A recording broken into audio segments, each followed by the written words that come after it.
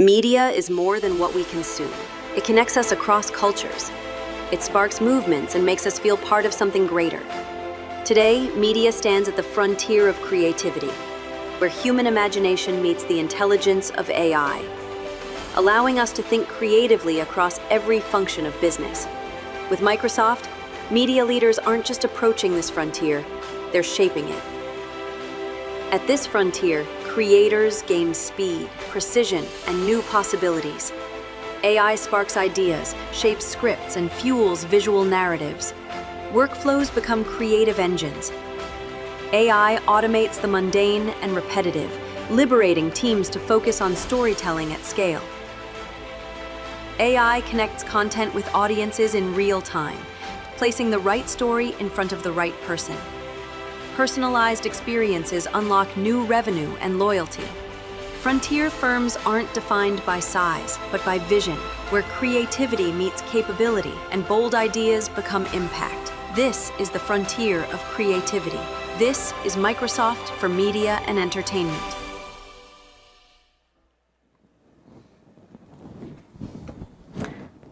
Hello everyone. Thank you for being here to talk about frontier media and entertainment companies. I'm Silvia Candiani. I lead media and entertainment and telco at Microsoft worldwide. So I think the video is quite inspirational in terms of giving a sense of the type of transformation that we have in front of us. Now, AI is already here. AI is already transforming the media and entertainment industry. When we see some of the stats coming from McKinsey and IDC, we see an opportunity for 99 billion of global AI market in media and entertainment. And that is also growing rapidly. And when you look at the rankings done by McKinsey in terms of the industries that are most disrupted by AI, most transformed by AI, media is at the top, just because it can really change and have an impact on every part of the value chain. So, of course, with every great transformation, there is a great opportunity, but also big change to embrace. The second element is coming from another study that was done by IDC that said that for every dollar that a company invests in AI, there is a return on investment of $3.7. Now, what is interesting is that there is a wide variation of impact, and we do see certain companies delivering up to 10x return on investment on every dollar invested, and some companies having a lot of more difficulty in turning AI into ROI. And I believe that this is one of the fundamental questions. So how do I make sure that my AI implementation is not just a science project, a number of POCs that I run, but it does have an impact that it transforms how I go to market, how I do business fundamentally and sustainably. And so we'll talk about the concept of frontier firm. That is a firm that embraces AI in a foundational way and tries and scales that beyond the experiments into a different way of going to business. And certainly, as you can see here, it's top of mind for all the CEOs. 83% say that this is their priority for the coming year. So it's a timely conversation. But the point is, as I said, to go beyond the hype into the value realization. Now, the question then is, how do I stand out in a world that is even more, AI-driven? How do I make sure that my brand, my company, is more relevant than ever? And we, as I said, talk about this concept of becoming frontier, which means being transformed by AI and leading the transformation through AI in every part of the business. And that's fundamentally being enabled, we think, by Copilot, which we believe is the UI for AI. So it's the entry point, it's the digital assistant for every employee. Agents that are, that extend Copilot into every process and every line of business. And we've seen a lot about agents and how easy it becomes to create them, both with AI Foundry, with a pro approach, but also with no code, low code, like everyone can be a creator. And finally, the most important thing, which is human creativity. So, I'm sorry, the ability for having ingenuity and re-envision every part of our business. So, in a way, yes, it is a disruption, but it's incredibly powerful to be able to unleash the creativity of any one of us to redesign and reinvent our business. So in terms of media and entertainment, we think about it in a very simple framework. So within there are 4 pillars. One is how do I enrich employee experience to free up people from the mundane tasks, the repetitive tasks that suck up a lot of our energy, to make sure that we can concentrate on what matters most. And many studies show, for example, that with Copilot, we have different case studies from Dentsu, WPP, and different other companies. You see a time reinvestment of 3 to 4 hours per week per person. So the ability to really unleash the creativity of everyone. The second is reinventing audience engagement. And so that means reaching the dream of hyper-personalization. So it's been, let's say, a chimera and a dream for decades. Now it's really possible to present the right content to the right person, to the right audience in a personalized way with much better effectiveness. Number 3 is really reshaping business processes, and that goes throughout the value chain. But I think the bet is really picking the most impactful processes, the ones that really that are core to our business, so that we can start automating and not just automating, redesigning and re-envisioning the processes thanks to AI in a smarter and data-driven way. And finally, the last point is bend the curve of innovation. So AI is not just for reducing cost or doing things more efficiently, but it's also about understanding what are the new business models that are now available. Well, how can I consider my assets, what I'm good at, and transform that in new type of services that can increase my revenues. So these are the 4 pillars, and these are some examples of things that can exemplify what we mean by that. So in terms of enriching employee experience, I will not talk too much about that because we're going to have a panel in a moment with Kantar, and so Chris will talk about what it is to re-envision even a more traditional company and make sure that employees have a digital AI assistant that help them to be more and to do more and to be more effective at their work. The second case I think has been very widely successful and also very recognized in the industry is the case with the Premier League. And maybe it's because there are so many of us that are fans.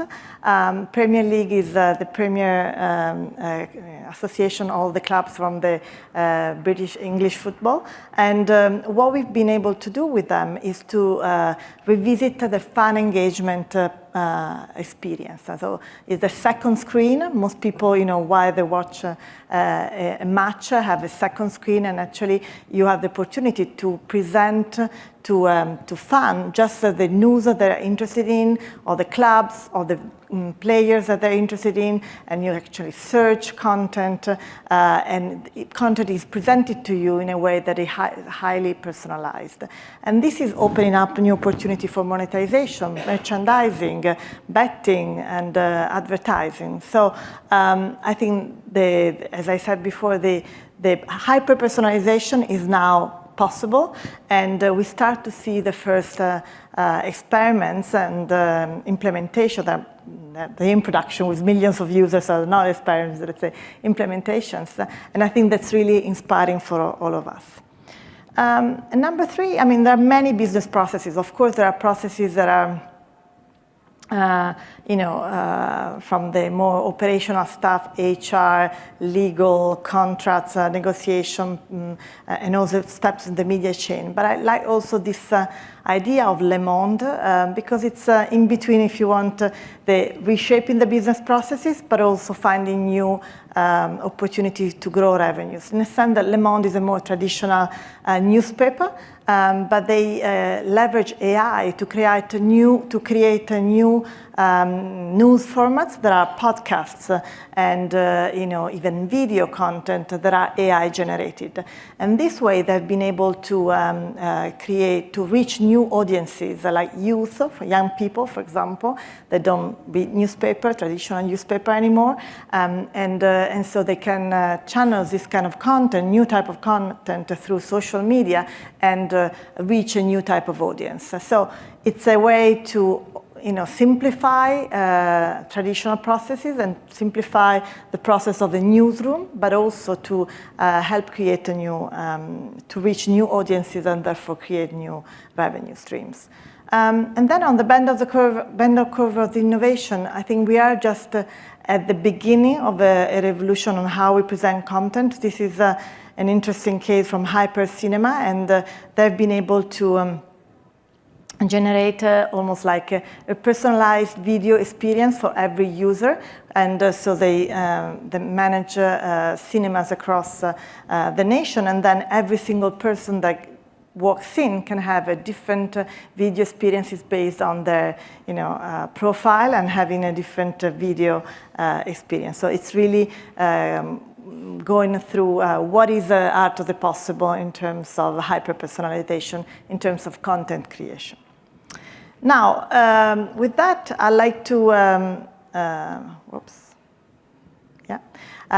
call on stage Simon Crownshaw, Director of Media and Entertainment, and Chris Petranto, Chief Growth Officer for North America, to go through a real-life example with Kantar. Thank you. Thank you.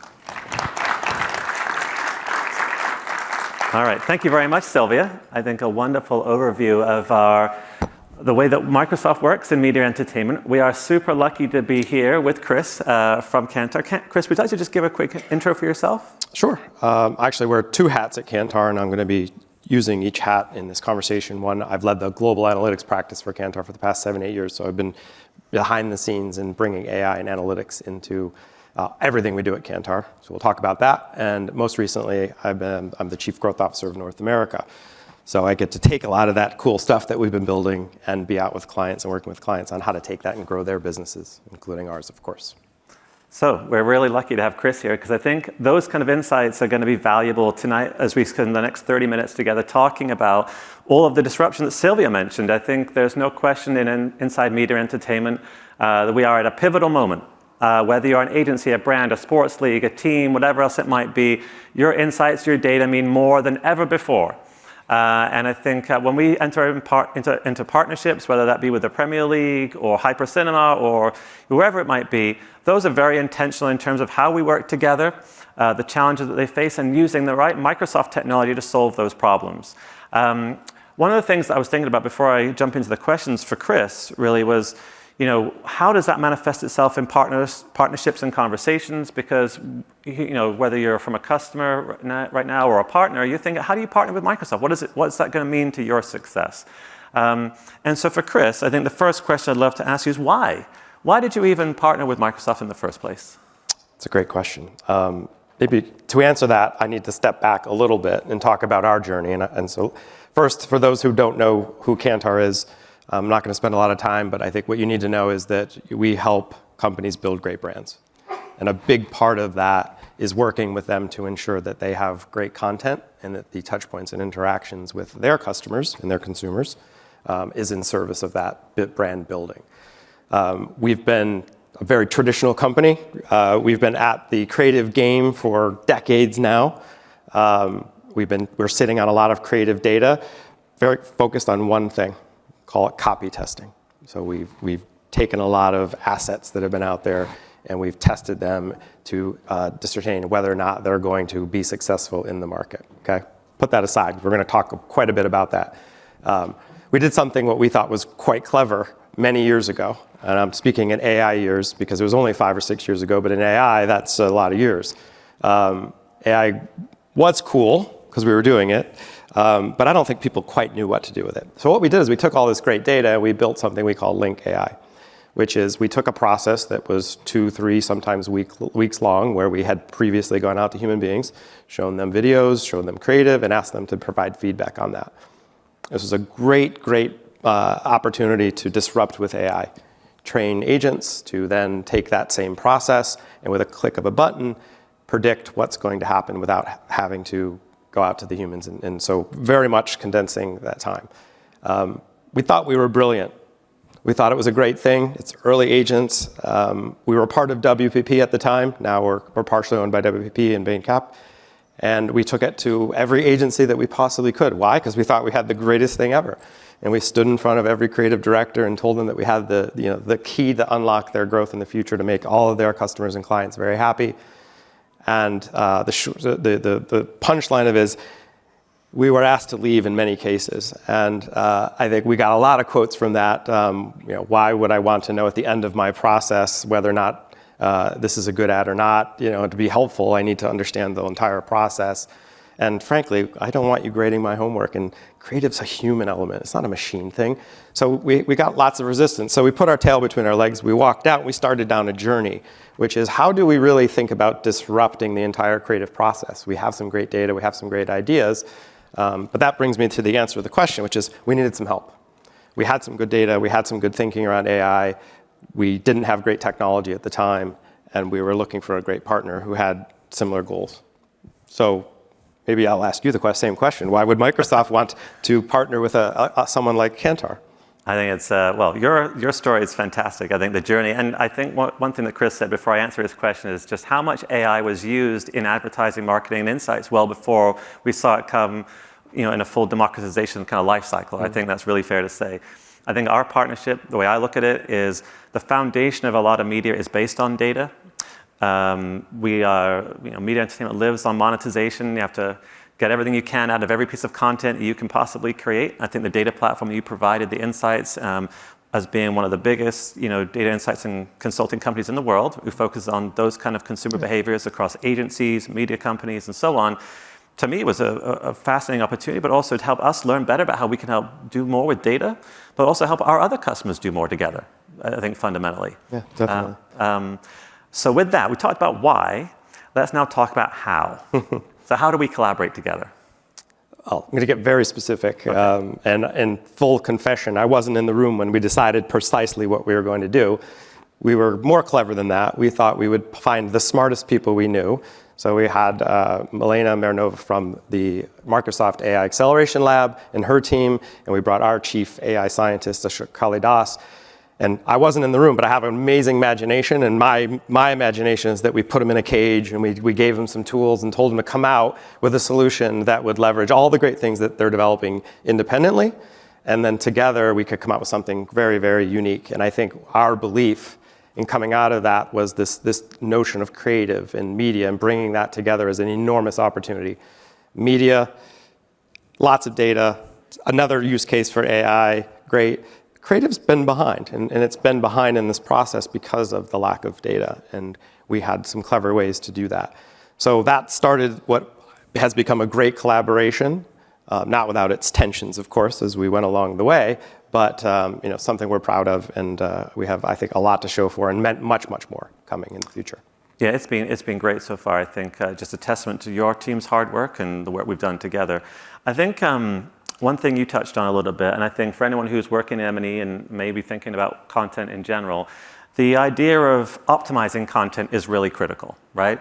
You talked about it. Even creatives today don't have enough information about what's going on. There's never really been a full feedback loop on all of those pieces. So maybe just talk about that for a moment. Why is it so critical?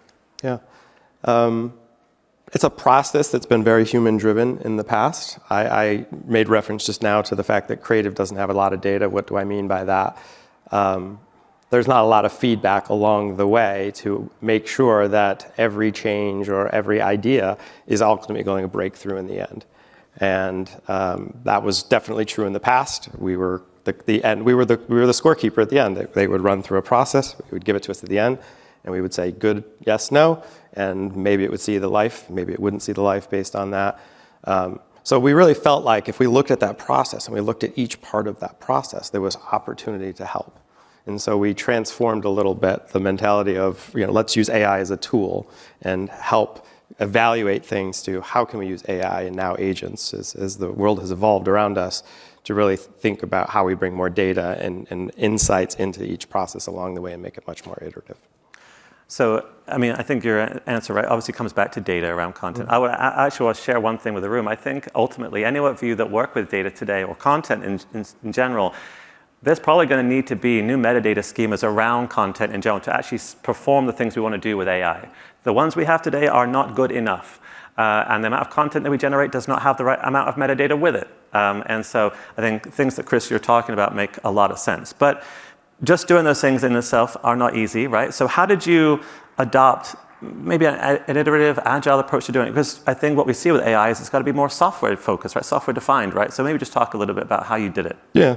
So I think it goes back to the scars that I had from my creative agency and really thinking through how do we build that process or rebuild that process to help them along the way. So that's certainly something, and if we have some time later, we'll show parts of that and how that works through the software.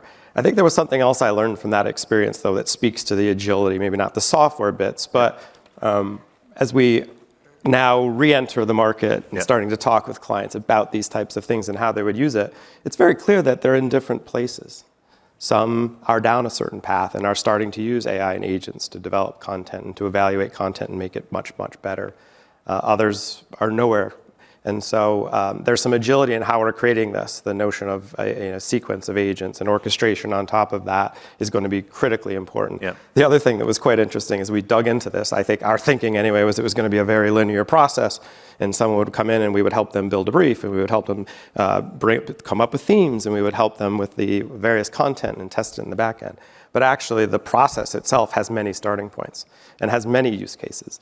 And so that speaks to the agility too. For example, at one point we got a question that we should have thought about beforehand, but which was, if you have all this great prediction data in the back end, how can you help me build a better brief in the front next time I want to build a campaign?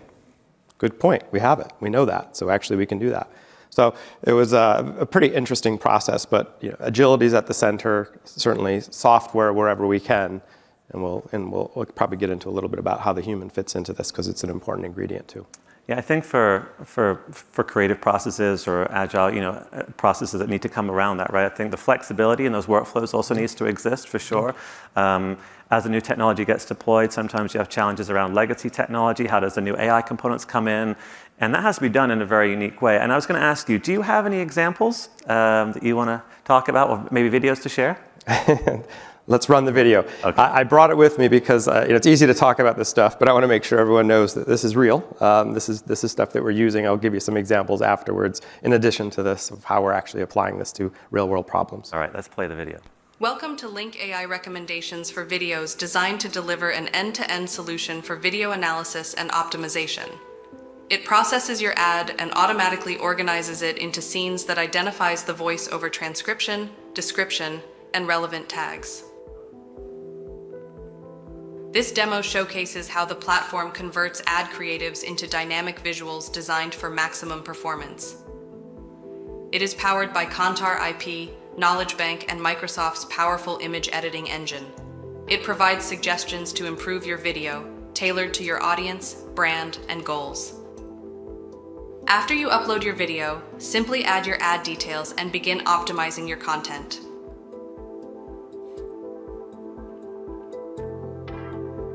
The system starts analyzing the ad by detecting objects, scenes, and actions, extracting text, audio, and visual cues, and segmenting the video. Also, the agents work together to elevate ad performance through coordinated insights and recommendations. After analyzing the video, the system calculates an overall effectiveness score and displays it on a graph showing both short-term impact likelihood and long-term equity potential.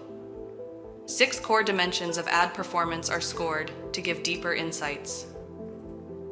The recommendation aims to strengthen the link between the brand and the message. The current cues, such as colors and festive warmth, are not effectively supporting this connection. Adding stronger branding elements and cues would help reinforce brand memorability.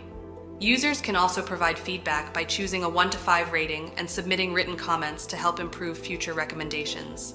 Applying the suggested improvements is simple and hassle-free. Copy a recommendation and paste it into the box.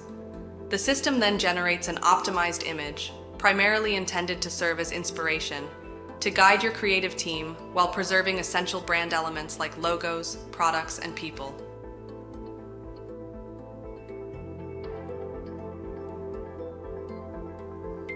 Edits are seamlessly integrated back into the video storyboard timeline, helping to visualize the recommendations and making it easier to be actionable. You can download the recommendations and share it with your team and other stakeholders. This workflow takes the guesswork out of creative decisions and accelerates the optimization process from hours down to minutes.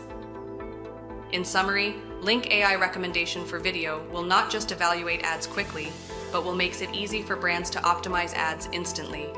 By turning insights into actionable recommendation, it helps every moment of your content connect with viewers and drive results. I know someone in the room is thinking, what's to say they didn't just generate that video in AI and this isn't real? It's real. I get excited every time I see that because there's so much to that. It's so powerful, Well, right? there's so much to that. Right. You know, obviously, it's just a 2-minute video that talks about some of the use cases and ultimately how does it recommend content for this. But underneath that, there's a richness. There's a real layer of insights that we've generated over 3 decades of testing lots of different content and understanding that. And that alone isn't enough. It's how do you codify that and how do you train the machinery on how to take that insight and apply it in these ways. And there's many agents being deployed there. There's agents around audiences and how different audiences are going to react, around creative tagging. So you saw some elements there about the ribbon, understanding the value of each of these components. So we're quite excited about what we're up to there. It's an amazing platform, and I encourage you anyway to talk to Chris afterwards in terms of what they built. I think what gives Kantar really a leg up, right, is that they've been built on years and foundations of data, right? And I think any of those organizations that are trying to do AI and be even in the creative space, they're learning that their data needs to be better, and in terms of how do they help each other, right, get things done. I think even the stuff you saw in that video, I think is interesting, right? Because you're asking, you're not clicking, you're putting different things in different places. It's interesting to watch the embeddings that happen inside the content to make sure that richness is there. Yeah. And so the semantic understanding that needs to exist between all of those contexts is really important. That's how you get the learning and understanding of all of the videos that are there. And I'm not supposed to say this, but as we work through this in real world examples, I'm amazed sometimes at just how granular of insights that we can provide. There was an example recently. We have a client who was working on a Super Bowl ad for next year. And just imagine 2 different scenes. One's a very dull scene in front of a TV. And the next scene is that of a big party and that they're celebrating. There was a scene in there where she was handed a bottle for a beverage company. And you couldn't tell who was handing it to her. And she walks outside, and big party outside. Didn't quite work. We ran it through the machine. We were in very specifically, you could see, because we can trace this along the ad. This is a TV ad, 30 seconds. At second 10, the impact and the enjoyment just kind of dropped out. And it came back with a very interesting recommendation, which was you need to humanize that transition. You need to bring the neighbor in. You need them to be holding on to the bottle, handing it to the neighbor, bringing it out to the party. Pretty granular, very specific. We'll see what the final cut ends up coming, but I think it was not necessarily something that, as a human, I was sitting there thinking that was the answer, but we're amazed sometimes at how this is learning and how it's bringing elements from other creative and content that we've taught it into recommendations for the next. I love the enthusiasm with which you talk about that, but it's awesome. One thing that I know that is, Silvia touched on it in the presentation, and you touched on it a lot in the work that you do, is that the human in the loop is really important. Talk to us a little bit about how Kantar does that, how you do that with your team, and so on. Yeah. First, again, I have battle scars, so I want to make sure the human's in the loop. But actually, we have some interesting data that suggests that Gen AI-generated ads don't perform as well as human. So there's an element there that requires a human and machine to come together to truly optimize. So that's one aspect, is there's still the human element to that. But I think it comes down to that. This is there's a bit of creativity. There's a nuance there, or a way certain things can land, whether it's the humor or the timings and things like that that the best power comes together when we apply both of these lenses. And our philosophy, our thinking is that let's build a platform that aids that process, but doesn't take over that process, because there is something powerful when they come together. Yeah, I think I'm sure in your organization there's lots of expertise, right? That you think, oh, someone just understands that process really well. They know what the color grading might look like. They might understand how the branding or the messaging is going to display correctly, right? And so that human may be that final loop, or may just be the input that you need. Yeah. And I think it's easy to think that AI can do everything, and it can do certainly a lot. It's going to give you the variations that you may not have got anywhere else, and it's certainly going to speed the process up. But I think the human is still key. I think it's the speed too. I mean, it's a big, as you just said, I think when there's so many different elements, colors, OCR, voiceover, text, and all the things that come together, I think the machine really helps us to focus on the things that need improvement.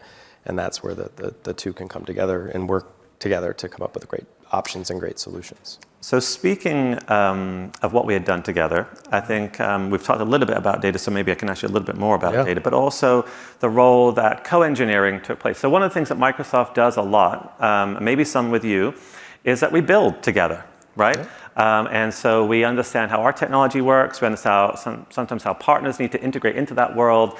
And I think maybe Chris, just talk about how that co-engineering, because it's been really fast. Yeah, we've made a lot of progress in the last 9 to 12 months. It's going to go back to my original story, and just to give you a little context around what data we're bringing to the table. So in the example of how we built Link AI, we had over 230,000 creative tests that we had run in the past 8-9 years. There's a wealth of information and knowledge in there. So what did you do with that? First and foremost, we used various tools like ACU and some of the Microsoft tools to decompose those content into its component parts. A large TV ad might have 30,000 features. A smaller digital ad may have many fewer. But how do we take those individual components, and then ultimately how do we build machine learning models to correlate the feature with the outcomes that we might want? And I think one of the unique pieces around this is because we're in survey world, we don't just have behavioral outcomes. We actually have survey outcomes which touch on brand, likability, enjoyment, the emotional parts of these things. Okay, so that's the foundational data. I think one of the things that we see in the market, there's a lot of folks going after this area. It's a really important area. There's a lot of money at stake. We saw that. We also saw that if you get it right, and that is if you get the creative right, your media dollars will go 12 times further. 12 times further. So what's at stake here is just extraordinary. So others are doing it. What do we think we're doing unique? It is at the core of this data set that I'm talking about, and why. So that very same process we could have done differently. We could have not included any of our data that we've been collecting. We could have simply taken all the assets, and we could have looked at lots of engagement and behavioral data. Okay, so, and we could play around with it, and we could learn that if you do X, you get Y. What's sitting in between is all of the Ys. That's the data set that we have that no one else has. And being able to train agents around the whys allows them to adapt their recommendations much differently. And that's why I'm amazed, because it is learning and adapting to these things. So the data is a huge part. The co-engineering is also a huge part, because there's a lot of complexity sitting behind this. And it has taken great minds to come together and really think about not just what do we need to do to accommodate the complexity, but how do we do this very rapidly, because there's a lot of money at stake. And we want to get out there. We know we have something really interesting here. How can we get out and help our clients make better decisions much faster at the end of the day? Yeah, I can, to build on what Chris just said, I think it's hard to underestimate how important that is. Media companies today, brands or even agencies to some degree, they're not making as much money as they would like. They don't turn those engagements into monetization the way they would like, and those insights are super critical for their success. And so when you can do things like, make your money go 12 times further, right? That's a meaningful impact, not just to the bottom line, but also the experiences that you're giving people and the work that can be done 10 times faster. Because we're not just talking about doing the same work and having the same outcome, we're talking about going faster. Right? Absolutely. And the expectation is that we can go quicker with these processes, and it's also we're not impacting the quality of the output. I think there's no question to me. I think that what you've built is phenomenal. And I think it's hard to underestimate, again, how hard the co-engineering effort is, because you're also going quickly and people having to learn really quickly about new technology, right? I mean, it's changes daily. Changes daily. Maybe that's extreme, but it's changing all the time. Yeah. No doubt. There's been iterations as we've been 3-6 months in, and new things come to bear, come to the market, and you're like, well, hold on, that's going to help us with that process. So it really has been an agile process and will continue to be, because the technology development is really, it's exciting, honestly. It's exciting. So I've got about 5 minutes left before I hand back to Silvia. We've got 1 or 2 other questions left to ask Chris. I think one thing we've not touched on is the agentic world, right? And that could be agent to agent, the ability to have that automation, but also that intelligence between layers, right? As we can ask it to do different things. And I think, I don't know how many sessions you've been in today, right? But I always think about 2 words all the time, right? Which is, one is embeddings. What is the intelligence and the data between the layers, and what's inferencing? What's actually happening when I run the AI?